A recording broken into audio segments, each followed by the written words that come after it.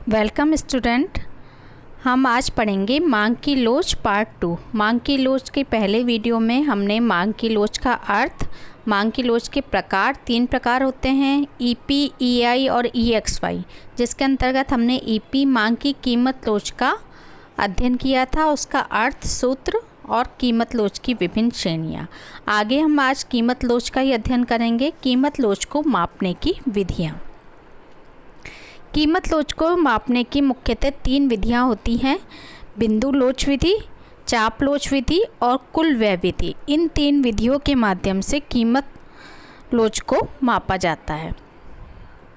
सबसे पहली है बिंदु लोच विधि।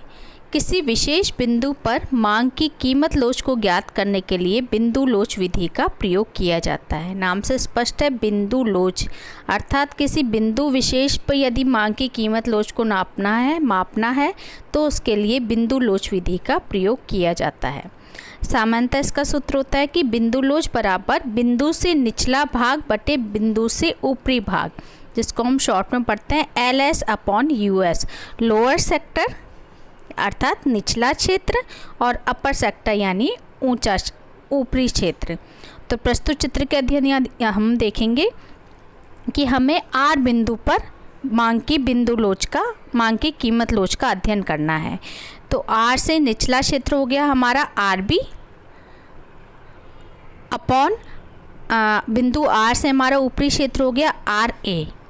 तो RB अपॉन RA के रूप में हम बिंदु लोच का, मांग की कीमत लोच का अध्ययन करेंगे। तो बिंदु लोच विधि के अंतर्गत मुख्यतः इसका पूरा स्पष्टीकरण है, लेकिन यदि हम शॉर्ट में इसका अध्ययन कर रहे हैं, संक्षेप में अध्ययन कर रहे हैं, तो बिंदु लोच से तात्पर्य है बिंदु से निचला भाग बटे ऊपरी भाग। R पॉइंट लिया है इसलिए RB अपॉन RA पॉइंट ले लिया। यदि हम यहाँ कोई पॉइंट लें तो उस पॉइंट से निचला भाग बटे उस पॉइंट से ऊपरी भाग, पहले x अक्ष पर फिर y अक्ष पर लेते हुए हम बिंदु लोच का अध्ययन करते हैं। बिंदु लोच के आधार पर ही हमने जो पिछले वीडियो में कीमत लोच की विभिन्न श्रेणियां देखी थी, उन बिंदुओं का भी अध्ययन इस एक चित्र के माध्यम से देखते हैं। प्रस्तुत चित्र में हमने E=1 पांचों श्रेणियों को दर्शाया। E=1 बिंदु लोच की श्रेणी,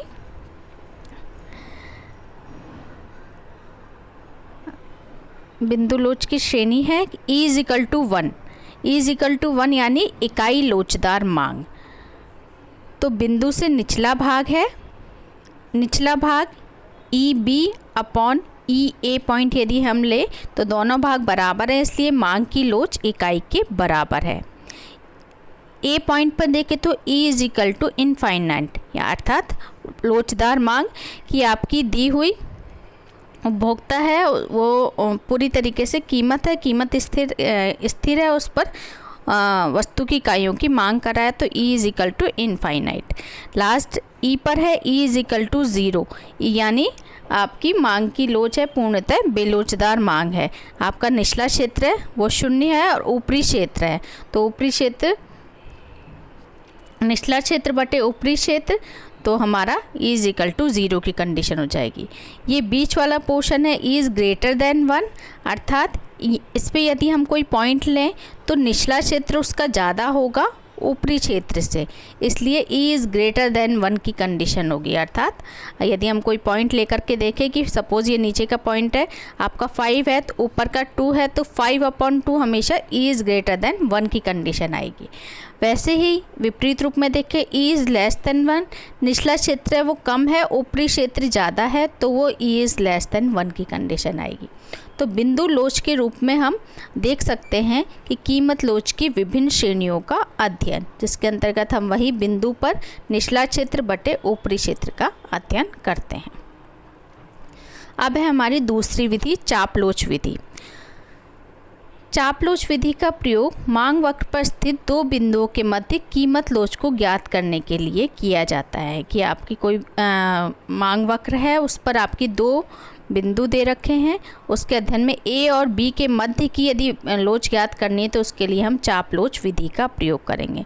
इसके अंतर्गत सूत्र का अध्ययन किया जाता है। सूत्र अपना बेसिक रूप में हमारा जो कीमत लोच का है वही रहेगा, पर चूँकि 2 बिंदु है इसलिए हम इसका मध्य बिंदु निकाल लेते हैं। जो डेल्टा Q अपॉन Q था, यहाँ Q की जगह हो जाएगा पॉइंट Q1 अपॉन Q2 बटे 2, यानी Q1 पहले की मात्रा, Q2 बाद की मात्रा और उनका मध्य बिंदु, तो बटे 2 कर लेते हैं। ऐसे ही P1 प्लस P2 बटे 2 की कंडीशन ली जाती है।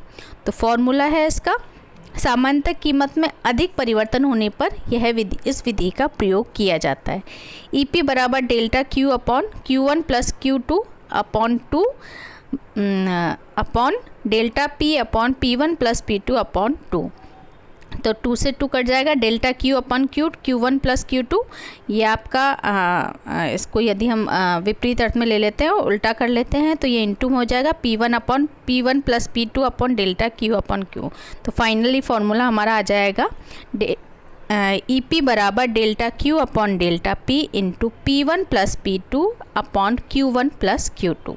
कीमत लोच के अंतर्गत जो हमने शुरू में फॉर्मूला पढ़ा था, यहाँ हमारा P अपॉन Q था, चूँकि यहाँ 2 बिंदु हो गए इसलिए P1 plus P2 upon Q1 plus Q2। तो चाप लोच विधि का अध्ययन मुख्यतः 2 बिंदुओं के बीच की कीमत लोच को ज्ञात करने के लिए किया जाता है। तीसरी विधि है हमारी कुल व्यय विधि। कुल व्यय विधि के अंतर्गत हम 3 जो श्रेणियाँ हैं उन्हीं का अध्ययन करेंगे। E बराबर 1, E इज़ ग्रेटर दैन 1 और E is less than 1। 3 condition है मुख्यतः। जब कीमत में कमी होने पर कुल व्यय बढ़ता है या कीमत में कमी होने पर कुल व्यय घटता है तो E इज़ ग्रेटर दैन 1 की कंडीशन होती है। अर्थात कीमत और कुल व्यय में विपरीत संबंध है, तब हमारी E इज़ ग्रेटर दैन 1 की कंडीशन है, लोचशील स्थिति है। सेकंड है, जब कीमत में कमी या वृद्धि होने पर कुल व्यय स्थिर रहता है तब E इज इक्वल टू 1 की कंडीशन है। अर्थात कीमत में कितनी भी कमी हो या वृद्धि हो, उपभोक्ता उस पर उतना ही व्यय करता है तो हमारी मांग की लोच इकाई के बराबर होगी। तीसरा, जब कीमत में कमी होने पर कुल व्यय घटता है या कीमत में वृद्धि होने पर कुल व्यय बढ़ता है तो E इज़ लेस देन 1 की कंडीशन होगी। अर्थात कीमत और कुल व्यय में समान संबंध है। कीमत में कमी तो कुल व्यय घट गया, कीमत में वृद्धि तो कुल व्यय बढ़ गया, तो E इज़ लेस देन 1 की कंडीशन होगी। तो ये 3 तरह की कुल व्यय विधि के आधार पर हमें 3 तरह की कंडीशन को देखते हैं। इसको हम एक एग्जाम्पल और चित्र के रूप में अध्ययन करेंगे। पहले हम एग्जाम्पल देखते हैं। उदाहरण के रूप में हम देखते हैं, पहला पॉइंट है कि किसी वस्तु की कीमत में कमी हुई। कमी के रूप में वस्तु की कीमत पहले 4 थी, वो घट करके 2 हो गई। तीनों में हमने सेम रखा है। क्वांटिटी के रूप में देखते हैं हम, पहली कंडीशन है जब वस्तु की कीमत 4 थी वो उपभोक्ता उस वस्तु की 100 इकाइयाँ क्रय कर रहा था। इस अर्थ में जो टोटल आउटले है अर्थात कुल व्यय है वो प्राइस इंटू क्वांटिटी। कुल व्यय निकालने के लिए हम कीमत को उसकी मांग मात्रा से गुणा करते हैं तो कुल व्यय हो गया हमारा 400। जब वस्तु की कीमत में कमी हो जाती है, वस्तु की कीमत 4 से गिर करके 2 हो गई, उपभोक्ता उसकी मांग के नियम के आधार पर उसकी मांग मात्रा अधिक क्रय करेगा, तो मांग मात्रा उसने 100 से बढ़ा करके 300 कर दी। कुल व्यय हो जाएगा अब 600, 300 गुणा 2 600। तो वस्तु की कीमत में फर्स्ट कंडीशन हुई, वस्तु की कीमत में कमी होने पर उपभोक्ता ने कुल व्यय की मात्रा को बढ़ा दिया, 400 से 600 हो गई, टीओ में वृद्धि हो गई, कुल व्यय में वृद्धि हो गई, तो E इज़ ग्रेटर देन 1 की कंडीशन होगी। डायग्राम में यदि हम देखें तो ये वाला पोर्शन है, E इज़ ग्रेटर देन 1 की कंडीशन है। प्राइस y अक्ष पर प्राइस और x अक्ष पर हमने कुल व्यय को ले लिया। वस्तु की कीमत में कमी और कुल व्यय के बीच में विपरीत संबंध है कि आपकी कीमत इतनी है तो कुल व्यय आपका इतना हो गया, कीमत कम हो गई तो कुल व्यय आपका बढ़ जाएगा। इस प्रकार E इज़ ग्रेटर देन 1 की कंडीशन है। सेकंड पॉइंट है आपका, जब वस्तु की कीमत में कमी होती है, उपभोक्ता पहले उसकी 100 इकाइयाँ क्रय कर रहा था तो कुल व्यय हो गया 400। जब वस्तु की कीमत में कमी हुई, उपभोक्ता ने उसकी मांग मात्रा बढ़ाई, 200 कर दी, तो 200 गुणा 2 उसकी कुल व्यय में कुल व्यय में वृद्धि हो, कुल व्यय बढ़ करके हो गया 400। तो चूंकि पहले भी 400 था, अभी भी 400 है, अर्थात कुल व्यय हमारा स्थिर है। तो दूसरी कंडीशन है, वस्तु की कीमत में कमी होने पर भी यदि कुल व्यय स्थिर रहता है तो मांग की लोच इकाई के बराबर होती है। प्रस्तुत चित्र में देखें तो ये वाला चित्र का अध्ययन है कि जब वस्तु की कीमत में कमी हो रही है लेकिन कुल व्यय है वो आपका स्थिर रह रहा है तो आपकी मांग की लोच इकाई के बराबर है। Then last point, third point है कि वस्तु की कीमत में कमी हुई, उपभोक्ता पहले वस्तु की 100 इकाइयाँ क्रय कर रहा था। वस्तु की कीमत में कमी होने पर उपभोक्ता ने उसकी आय की मात्रा बढ़ाई, क्वांटिटी की मात्रा बढ़ाई, लेकिन केवल 50 मात्रा बढ़ाई, 100 की जगह 150 इकाइयाँ क्रय करने लग गया।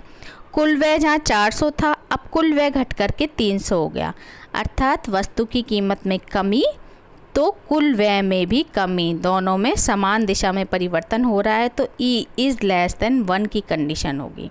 जो थर्ड हम डायग्राम में देखें, ई इज़ लेस देन 1 की कंडीशन है कि कीमत में वृद्धि तो कुल व्यय में भी वृद्धि, कीमत में कमी तो कुल व्यय में भी कमी, अर्थात दोनों के बीच धनात्मक संबंध है।